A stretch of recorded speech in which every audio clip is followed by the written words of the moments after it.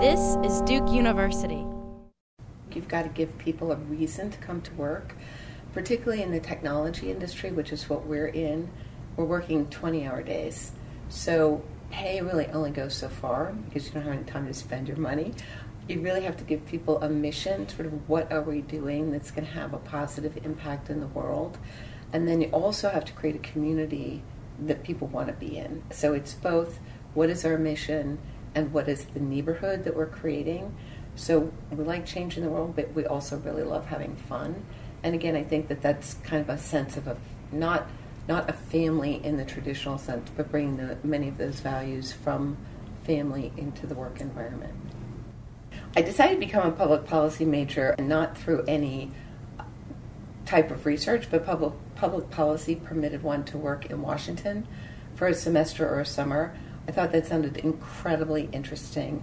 I was interested in the First Amendment and took some courses at the law school while I was an undergrad in First Amendment law, and then was able to get an internship at the White House in the press office under Jimmy Carter. So I had a great summer in Washington, met a lot of people from the Duke community in DC, and as a result of that, decided after Duke to go to law school and to focus on communications law, coming out of my First Amendment interest.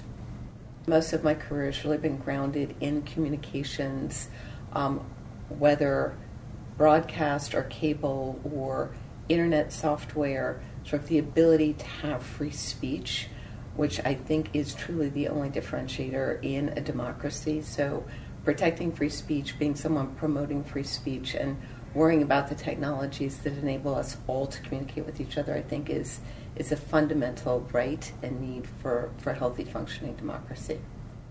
There are all sorts of management philosophies around managing through appreciation and positivity versus managing through fear and anxiety, and you can get short-term bursts of productivity ruling through fear, but a longer term, you build a more stable corporation and dramatically more productivity by giving people kind of a safe environment within which to think and to come up with creative ideas. So I try to work with a team of people. I don't consider myself as actually being the CEO, the boss, if you will.